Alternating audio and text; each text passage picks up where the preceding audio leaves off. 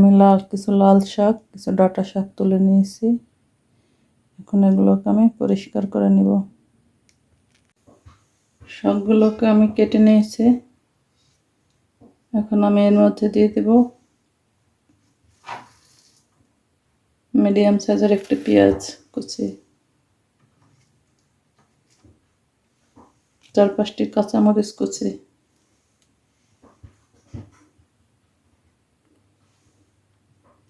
দিয়ে দিচ্ছি পরিমাণ মতো লবণ, দিয়ে অপেক্ষা করব শাকটা সিদ্ধ হয়ে আসা পর্যন্ত।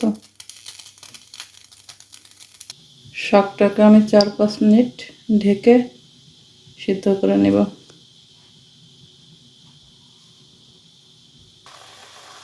4 মিনিট পরে আমি ঢাকনা তুলে নিয়েছি। শাকটা সিদ্ধ হয়ে গেছে, এখন আমি নামিয়ে নিচ্ছি।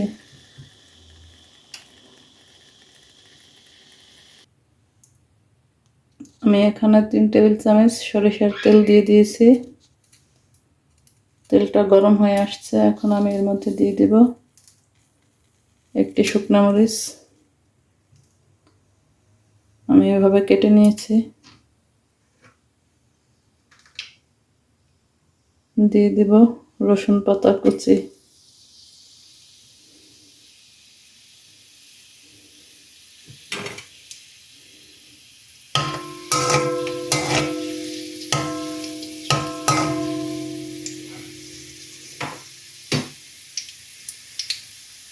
দিয়ে দিচ্ছি পেঁয়াজ কুচি,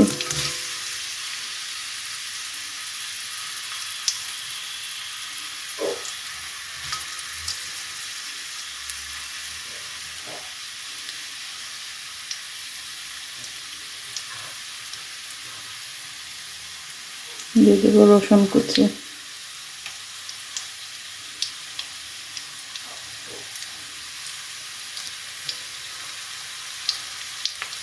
দিয়ে অপেক্ষা করব পেঁয়াজটা ব্রাউন কালার হয়ে আসা পর্যন্ত। রসুন পাতাটা দেওয়ার কারণে অনেক সুন্দর একটা ঘ্রাণ আসছে। পাতাটা আমার গার্ডেনে ছিল, এজন্য আমি দিয়েছি।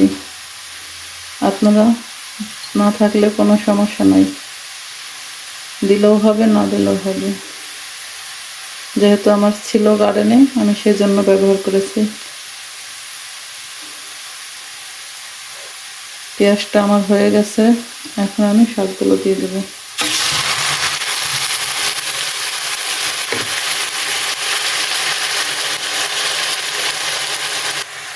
শাকটাকে আমি একদম ভালোভাবে নেড়ে চেড়ে পানি শুকিয়ে নেব।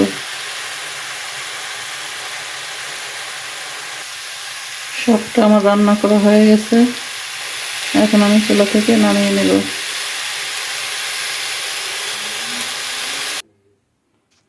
রেডি হয়ে গেল 2 রকমের শাক দিয়ে ভাজি রেসিপি।